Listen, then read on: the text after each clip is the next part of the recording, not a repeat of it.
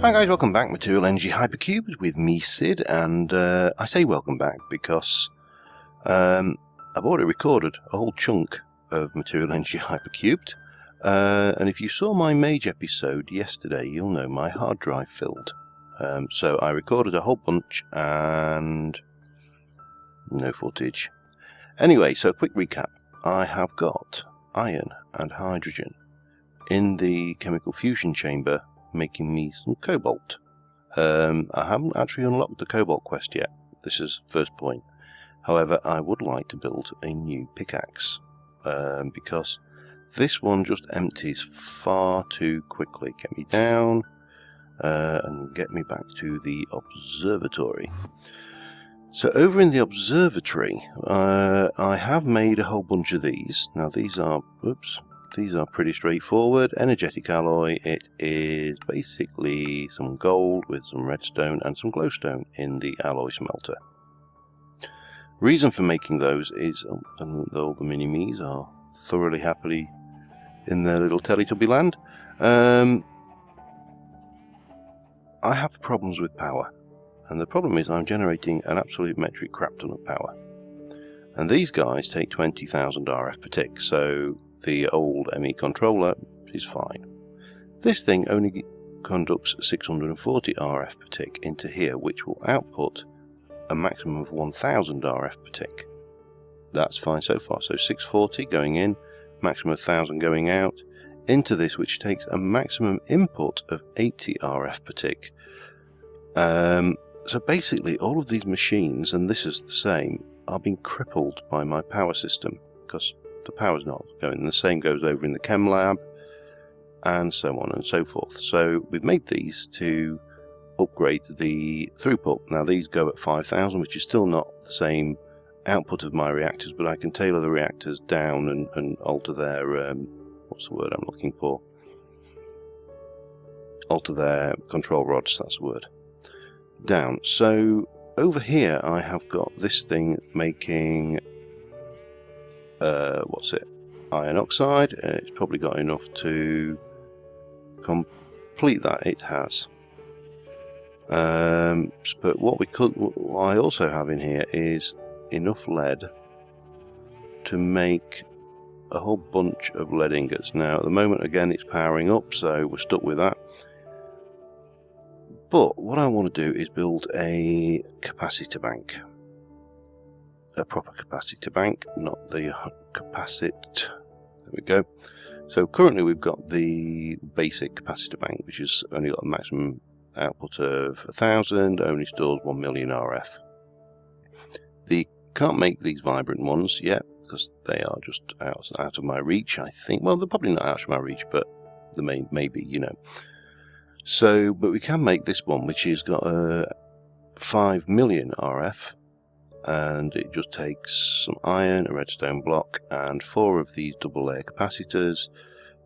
We've got everything we need in there for 4 of those, I believe, except for redstone alloy. Alright, how do we make that? Let me go and have a look, shall we? Redstone alloy is silicon and redstone in an alloy smelter. Have we got any silicon? We have. We've got 30 of them. We'll use those. We'll grab some redstone. Redstone, we just want half of that, less a couple. And we will get those going. Redstone and silicon, or xylophone as Homer might say. Right, leave that running, so that goes in there. We'll have those go there. We can pop all of that in. That's the iron oxide. So we've got 1, we just need another 3. And for that we're going to need a few more of these redstone alloys. Let me just pop that in. So that's 2, I'll make 3, and then we need 2 more for 4. 1, come on. Super duper speed thing. Do your business. 2, there we go. Now I probably will want to make more of these capacitors, because one of the nice things with these capacitor banks is they are multi-block. So let me go, so it's that. I suppose I ought to make sure I've got all the other stuff first, didn't I? Would be kind of sensible, not creative, I wish. Electrical steel. Did we make any electrical steel? We didn't, so we need to make electrical steel. And then once we've got not vibrant, let me get to capacitor bank. How do you make electrical steel? Iron, pulverized coal, and silicon. Okay, stop what you're doing right now. Let's have a look for pulverized coal. We've got some. And we need some iron. So we'll just take a little bit of that. We need 4, don't we? So 1, 2, 3, 4. 1, 2, 3, 4, and 1, 2, 3, 4. That's off. Good, good. Right, so we'll get that going, and I also need a redstone block. And those. Get there eventually. This is all obviously so we can see we've still got nowhere near enough power going in there for that. So, and this thing is, what I should probably do is disconnect that now.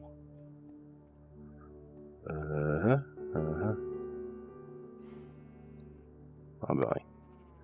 Bye-bye connection. So now that cell can drain. I don't want to waste any energy.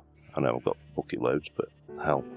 Oh, the other thing I did is I put all of the tools into Google's cabinet. Now you can see a whole load of these are rendering incorrectly, and I do want to basically bin a whole load of crap. So, bone throwing knife. Am I ever going to use that? Unlikely. Bone shurikens. Doubt it. Wooden shields. Bone javelins.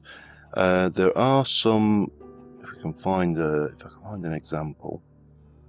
Diamond shield, iron shield, obsidian, stone dagger. That's all right. Prometheum shuriken. These things will crash your game. Because apparently the Tinker's weapons don't like Metallurgy 3 stuff. Right, capacitor. Let's go back to, not you, you. Create me one of those, thank you very much. So we got that. Now you are also full, so what we should probably do is start draining the system back from here. Which of course is going to be easier said than done. But if we, let's have a look, what's that? You are my energetic infuser. So if we take most of this out, I know it's not going to, until we drain that, that's not going to do us a great deal of good, but we can go in and put you in.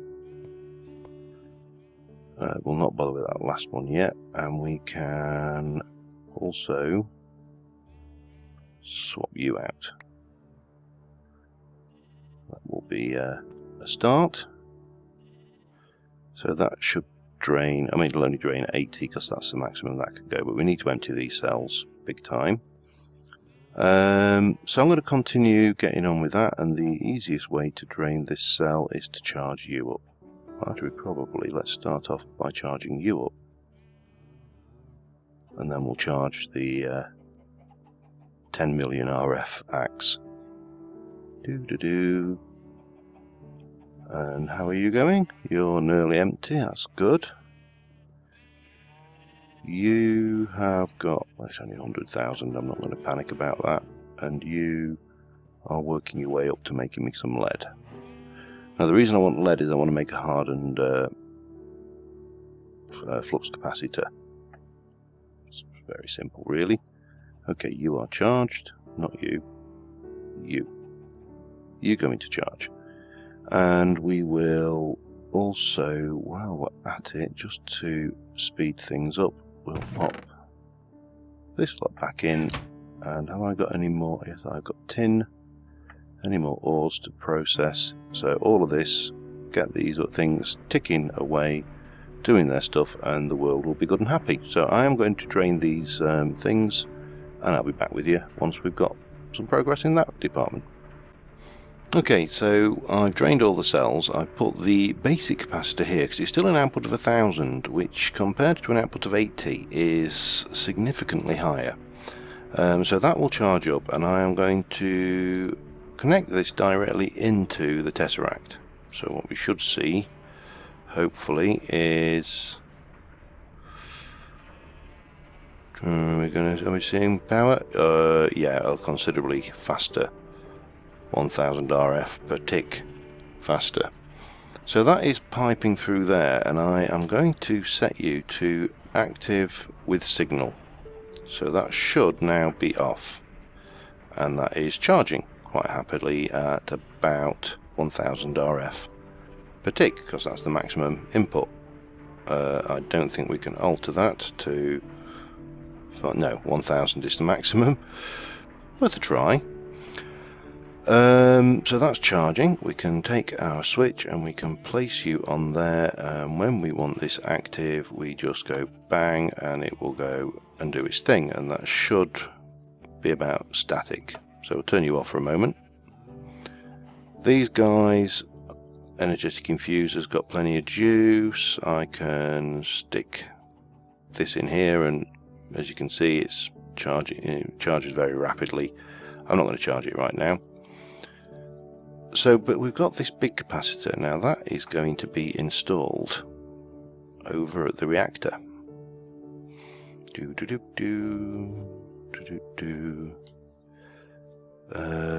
Reactor. And of course our reactor is doing very nicely. It is ticking along at just over 1000 RF per tick because I've turned all the control rods down. This is a 20,000 RF per tick output. Really probably isn't much point for using that, but what we'll do anyway, we'll take you out and we will stick our capacitor bank in here, and that should generate, it's generating about 1000 per tick at the moment. Now what we can do is we can up that on all of these. Let's just take the control rods down to say 50. Oops. And what I really want is about 5000 RF per tick. So I want to be able to generate at the rate that these things can transfer. Whee! So that's going up very rapidly. It's 5 million RF storage. We're generating just over 5000. Let's try take that down on a couple of rods. Let me take you to 60%. I just need, I want it to be so we're not wasting fuel, we're actually generating exactly the right amount of power. Still a little bit too much. Let's try fiddling with that down a couple of, do the middle one and we'll go to 80% on that. Up. And 5000, we do 5120, you are just under. I'd rather you be just over. I'd rather waste than not waste. So take you to 70, that should do the trick. A little bit of bouncing up and down on the reactors this time, but there we go, we're just slightly over now. This is already full. We want to configure the I/O and we will have the output there.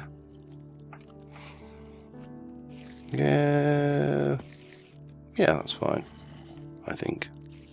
Can always take that power tap out should we need to, and then I'm not sure whether this will transmit directly, so let's have a look. Seems to be. That seems to be working okay. Now our efficiency still at the 400%. We're using 0.7 millibuckets per tick. We've got used a couple of stacks, and we've got loads left. That is all brilliant. Now the final thing I need to do is over in the chem lab, and that is to swap out these power conduits. How are you doing? Still fine. You're barely using any fuel, but I need to swap out these conduits for these conduits. See you in a little while. And I've tailored the fuel inputs to match that to the output of the cables again, so that's all linked back in, and we should be good. Let's go and have a look how this is doing now. Oh, look at that. That is just considerably faster than it was previously. So we got to let that just run 8 more cycles, and I think that's probably about as much faffing with power as I'm going to do this episode. I would probably build another capacitor bank to go in, maybe 2 if I can squeeze them to get 15 million in there. And the other thing I may do is bring the actual chem lab equipment up here, just so we're running off a different reactor. I don't think it really matters, but yeah, so a little bit of a wait, and then we can turn that reactor off, and then we'll see you back in the observatory. Okay, I'm just sorting out cobalt now. I'm taking the cobalt we've synthesized in the chemical fusion chamber. 16 of those will make us a cobalt ingot with 900,000 RF. I'm just waiting on my tin to finish in here, and I need to pulverize a whole load of coal because I need more sulfur. But I've got 8 lead ingots out of that one. So let me just set that one running and stick that lot in there. So with a bit of luck we'll get a few more sulfurs. Because the first thing we want to make is... Oops, I need to turn... Oh, hang on. I turned off NEI while I was over there. I've got some other bits I want to play with, but let's have a look. I need a flux. So we need a leadstone flux capacitor, which is pretty straightforward. We go... Oh, I had to put some... Oh, did I put some lead in there already? Oh well. So we need one of those, and then I want to upgrade it to a hardened. And I believe... Well, that is considerably more power stored than the non-hardened variety. Come on, give me some... I know it's only a very low chance of dropping, but good grief, man, we need more than that. Right, well, we've got 1 and 2. Because cobalt pick head would be by far the best tool for the job. So let me just stick one of those in there for now. Take you out. And we'll... Have I not got a pick head cast? I bet I haven't. Wonderful. Hang on. Let me put you in that. What have I got? Have I got an aluminium brass? I have 8 ingots worth. So pop you to the bottom. We need to... As I say, the only problem with this Devnal is it has a tendency to pinch everything. So you are going to have one of them. Bonk. And that goes in there, and we'll pour ourselves a cast. And we can pop it back in. I forgot it actually destroys the item now, which is gratefully received. Fluid molten Aeon steel.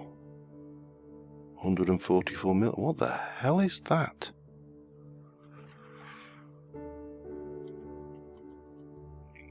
Aeon steel.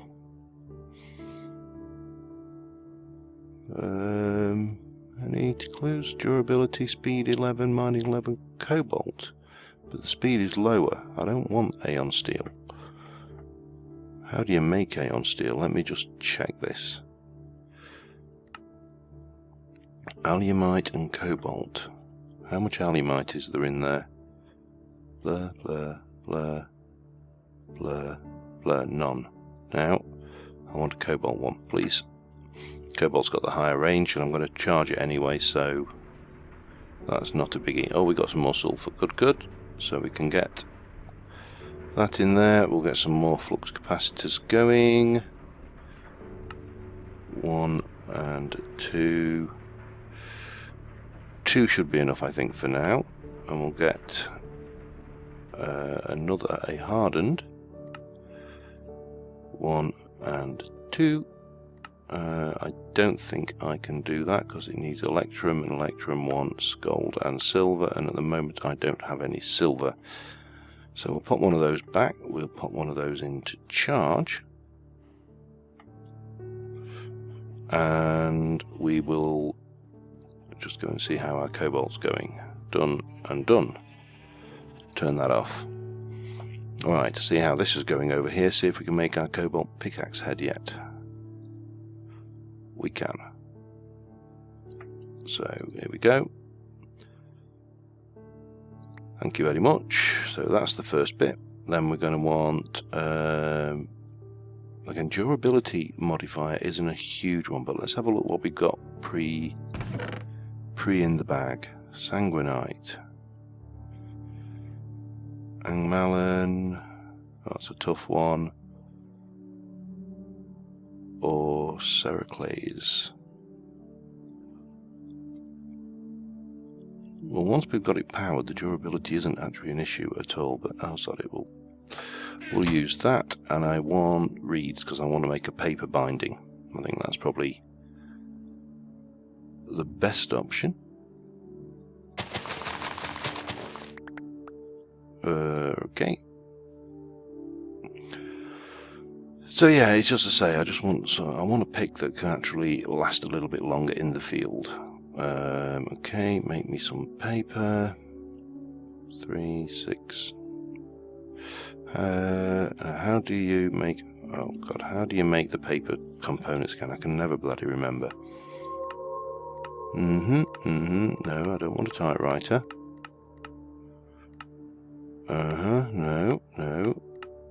No, that. Stack of paper. So I needed 4.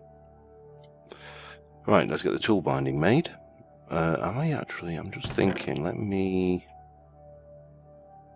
go with the Angmalon one actually, because I think, right, give me one of them, give it one of them, give me some of that, oh, and a couple of sheets back, and then we should be able to get well, I can't say half decent pick because the one I've got is actually half decent, and it's got 2 modifiers remaining. So let's go straight off and say have a flux capacitor, and then I think we probably could put some quartz on it, and that should do us admirably. You've charged, put that into charge. Put this pick away because he's kind of had his day. As I say, I made him too fast, which was half of the problem. So I am going to just grab, where's my quartz? I'm going to quartz, is it not quartz, it's redstone, isn't it? I'm going to redstone that at 1 level because his speed is 14 as opposed to, now I've got to find the damn thing. Somewhere in here, 45, which is a little bit excessive.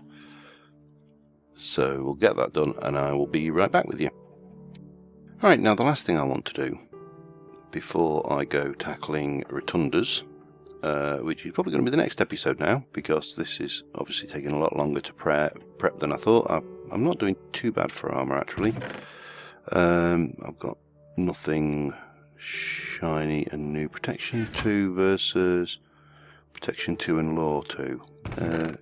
Invar 1 might be actually better. Yeah, I don't think Law is actually going to make any difference there. But what I have got, if I go up here, is a whole buttload of bows, and I've got 69 levels, which I don't want to waste. So let's have an anvil down. Now I've got currently power 2, unbreaking 2. So that's unbreaking 2. That's power 3. That's unbreaking 3. That's power 2. Let's see what we can do with that lot. So we take our power 2 and combine it with our power 2. Costs 14 levels. Yeah, we'll do it. Take our unbreaking 2 and combine it with our unbreaking 2, and that will give us unbreaking 3 with 16 levels. Take our power 3, combine it with that. That's going to cost 18 levels. And finally, unbreaking 3, power 4. Hang on. No, it doesn't help, does it? Because unbreaking 3 is the highest level we can get. Now that's power 4. Can I build a power 4 bow? Power 2? No, I can't. Okay, no worries. That's better than a kick in the chops, though.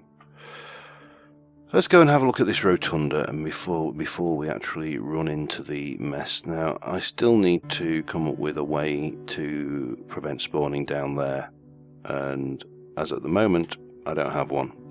Short of going in and flooding the place, which really does not strike me as being healthy.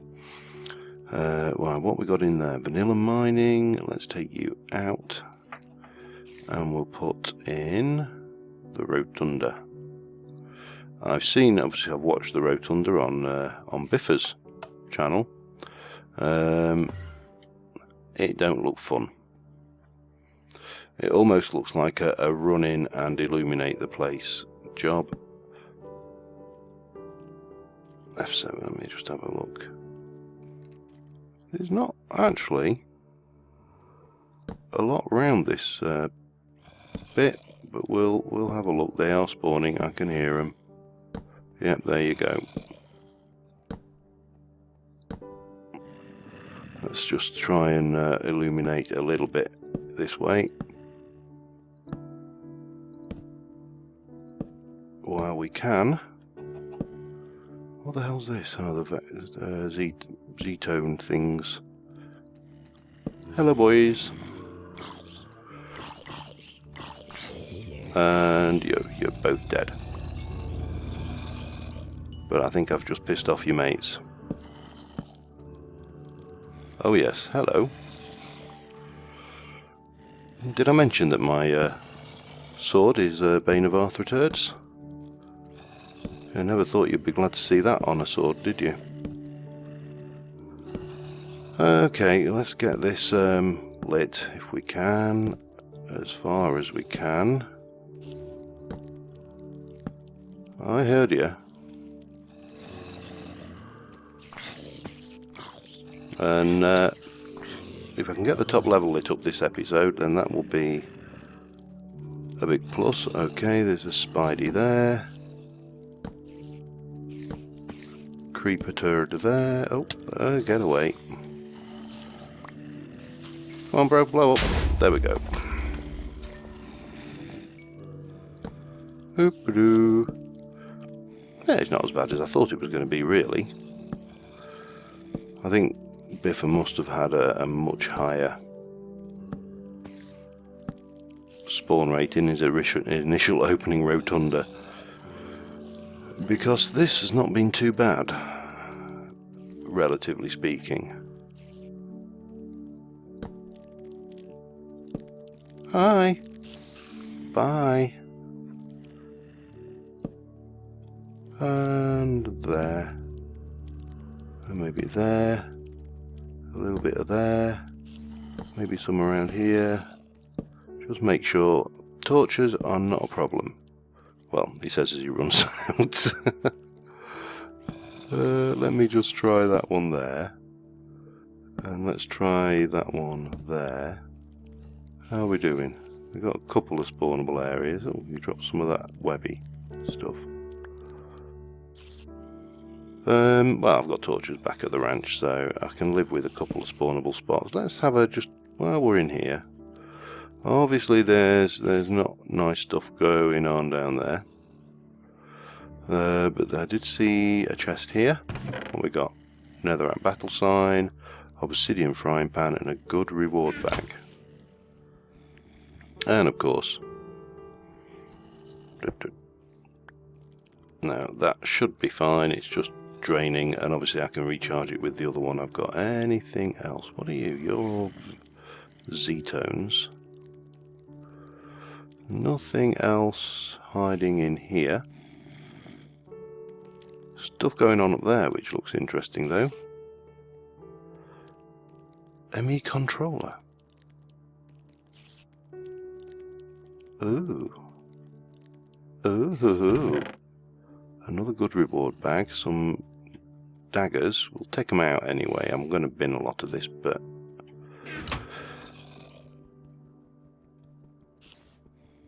anyway, I'm sure I am probably running over now, so must remember ME controller is in the walls. That's the first thing we need to keep in mind. Red stained glass, can't get that, but this is all ME controller. I'm having that. 3 chunks of it, in fact. But yeah, that is the Rotunda, so we are underway. Next time we will delve deeper, we'll have a little look further. I'll get rid of these pieces of crap that I picked up. Just into Goob's cabinet. Plunk. Oh, of course it does that weird stuff, doesn't it? So, there and there. Any other weirdo stuff? Battle sign. You can go in as well. And I think we're good there. Let's have a quick look at these then, and we'll call it a day. So we've got high explosives and light explosives. Sounds like fun. And a necrotic axe, which is lifesteal. Okay, you can go in the chest. Anyway, thank you very much for watching, guys. I apologise that we didn't get as much moving around in the place done as we'd like, but we have stepped forward several leaps and bounds by getting our power system sorted. So until next time, thank you very much for watching, and I'll see you soon. Bye for now.